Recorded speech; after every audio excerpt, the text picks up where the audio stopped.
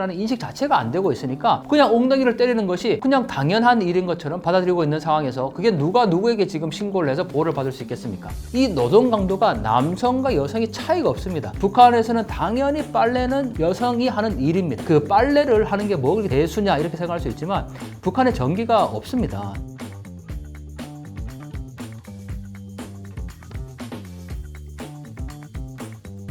안녕하세요. 동아대학교에서 북한을 가르치고 연구하는 강동환입니다. 유튜브 동생통사 강동환TV를 운영하고 있습니다. 여러분들 지금 하고 싶은 게 무엇입니까? 지금 가장 드시고 싶은 거 뭡니까? 그 모든 것이 개인의 자유로운 의사와 결정입니다. 하지만 북한은 그렇지 않다라는 거죠. 여러분들 누군가가 내 삶을 통제한다라는 거 우리는 한 번도 경험해 본 적이 없거든요. 여러분들의 시간을 통제하거나 여러분들의 생활을 통제하거나 여러분들의 말과 언어, 여러분들의 모든 것이 어떤 명령에 의해서만 움직인다라고 생각하면 살 수 있겠습니까?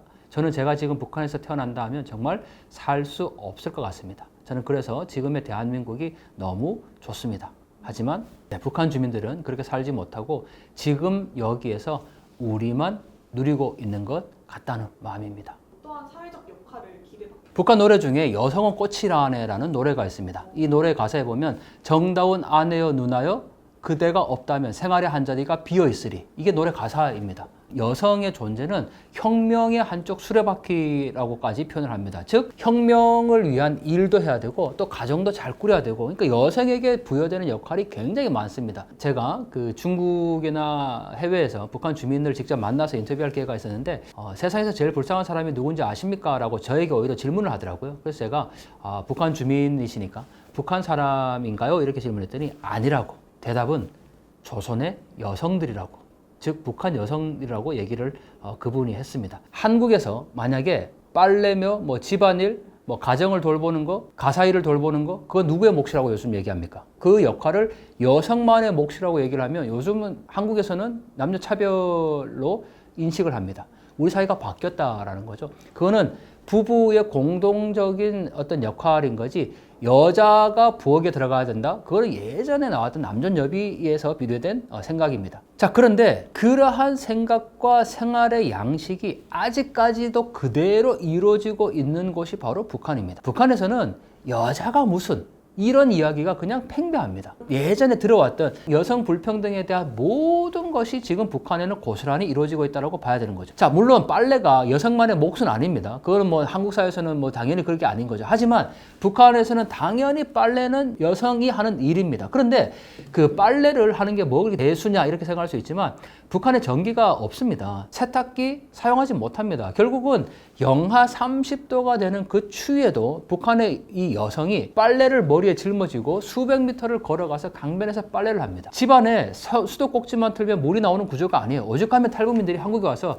가장 정말 놀랐던 게 싱크대에 물이 내려가는 것, 수도꼭지만 틀면 그게 신기했다고 얘기하지 않습니까? 북한에는 그런 시스템이 아니거든요. 근데 그러한 모든 생활을 누가 하냐면 여성들이 합니다. 남자는 거기 안 들어가요. 우리가 전통적 가부장제로 봤을 때 그러면 바깥에 나가서 일을 해서 돈을 벌어오는 거는 남성이 해야 되지 않습니까? 그런데 지금 북한에서 돈을 벌어와서 가정을 먹여 살리는 것도 그것도 여성 몫이에요. 시장에 가서 장사를 하는 사람들이 대부분 누굽니까? 여성들이에요. 이 여성들에게 이렇게 많은 역할들이 지금 부여가 되고 있다라는 거죠. 그런데 북한에 이렇게 남존여비가 있지만 남녀 차별이 없는 상황이 있습니다. 바로 청년 돌격대들의 노동 형태인데요. 북한이 지난 7월에 엄청난 수해가 났지 않습니까? 그 수해 복구 현장에 청년 돌격대라는 이름으로 보냈습니다. 김정은이 참석한 가운데 진출식까지 열었습니다. 이 청년 돌격대들이 현장에 가서 일을 하는데 이 노동 강도가 남성과 여성이 차이가 없습니다. 예를 들면 삽질을 하거나 무거운 돌을 나른다거나 심지어는 그 철근을 옮긴다거나 이러한 모든 그 현장에서 심지어는 그 높은 고층에 올라가서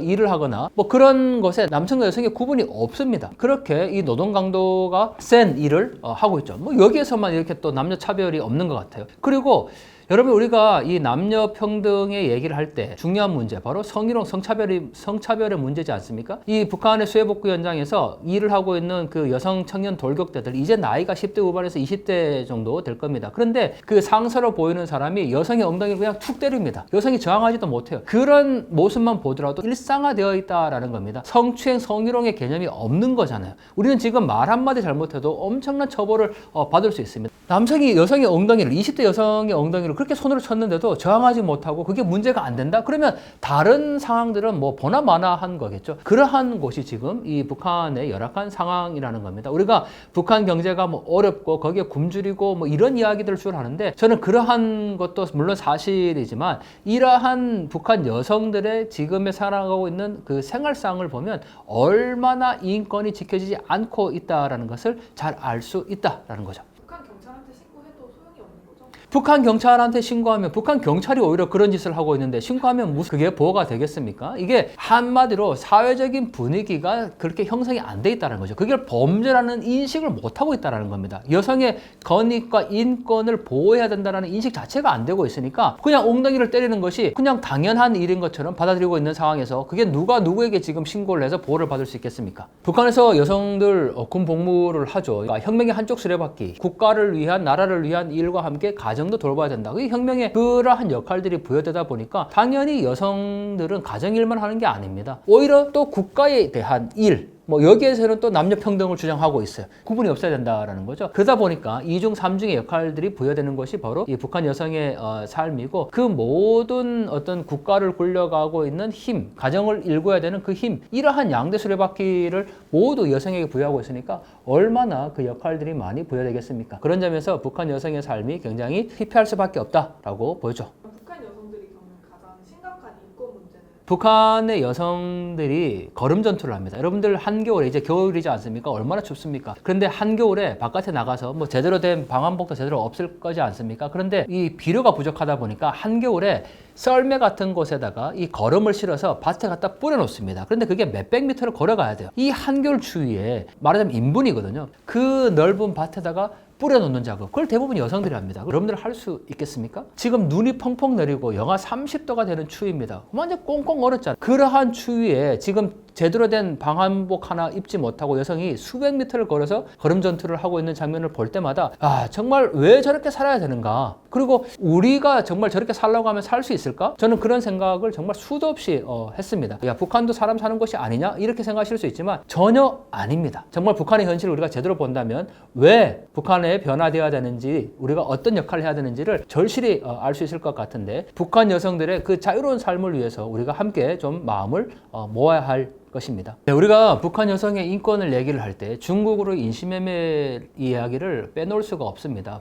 만나서 쓴 책이 있습니다. 엄마의 엄마라는 제목의 책인데요. 왜 그 책을 쓸 수밖에 없었냐면 국내에 와 있는 탈북민 10명 가운데 7명은 여성입니다. 그리고 그 7명의 여성 가운데 대다수는 중국의 인신매매를 당해서 탈북을 하는 과정에서 1년 미만의 기간은 그냥 지나오는 과정으로 뭐 생각할 수 있겠죠. 잠시 이제 뭐 체류하거나 하지만 1년 이상이 이제 되면 그거는 인신매매를 당했을 가능성이 있습니다. 엄마의 엄마라는 책을 통해서 만났던 한 모녀가 있습니다. 딸이 14살 때 엄마랑 같이 팔려옵니다. 14살입니다. 엄마는 A라는 마을에 팔렸고 딸은 B라는 마을에 팔립니다. 서로 만나지도 못합니다.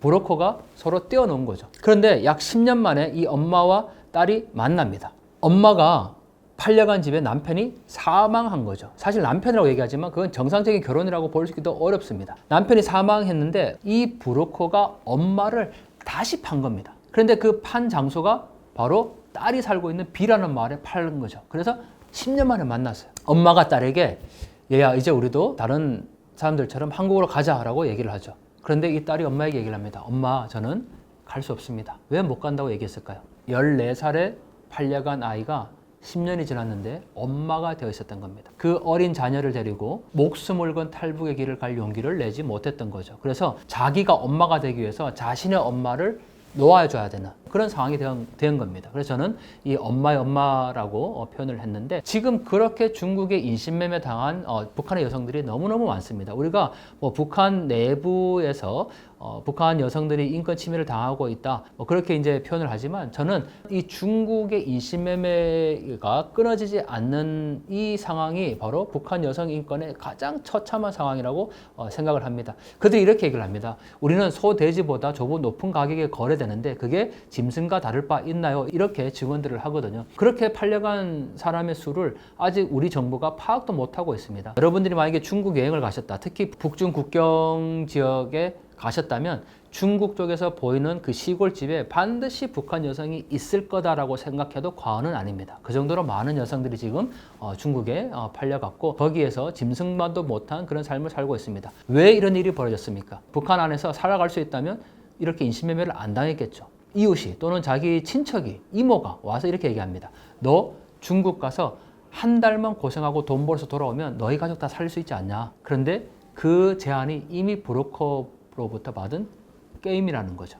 그렇게 자기가 돈 벌러 한 달만 갔다 오겠다고 강을 건너는데 건너는 순간 브로커에게 잡혀서 인신매매를 당하게 되는 겁니다. 또 이들이 지금 중국에서 잡히면 강제 북송이 됩니다. 강제 북송이 되면 목숨을 담보하기가 어려운 상황인 거죠.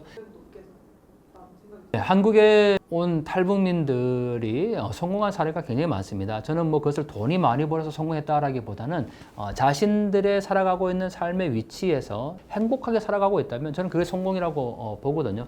물론 일부 탈북민들이 뭐 북한에 다시 뭐 돌아갔다거나 또는 우리가 너무나도 안타깝게 알고 있는 지난 몇 년 전에 있었던 뭐 서울에서 모자 아사 사건이 있었습니다.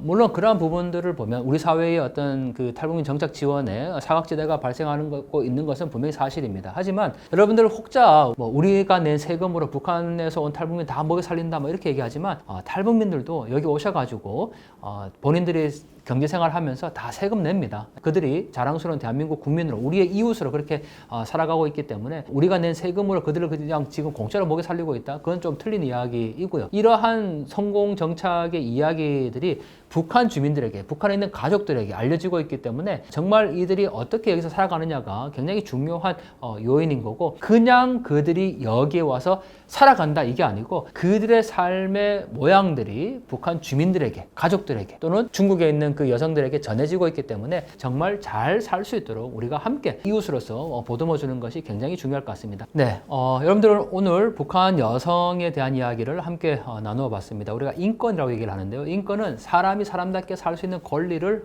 인권이라고 말을 하죠. 지금 이 순간에도 정말 처참하게 살아가고 있는 북한의 여성들이 있고 우리가 지금 여기서 누리고 있는 이 자유민주주의 행복 그리고 뭐 큰 행복 아니잖아요. 우리가 마음대로 먹을 수 있고 갈 수 있고 누군가를 만날 수 있고 사랑할 수 있고 그 모든 것이 정말 너무나도 당연한 것 같지만 그게 바로 인권입니다.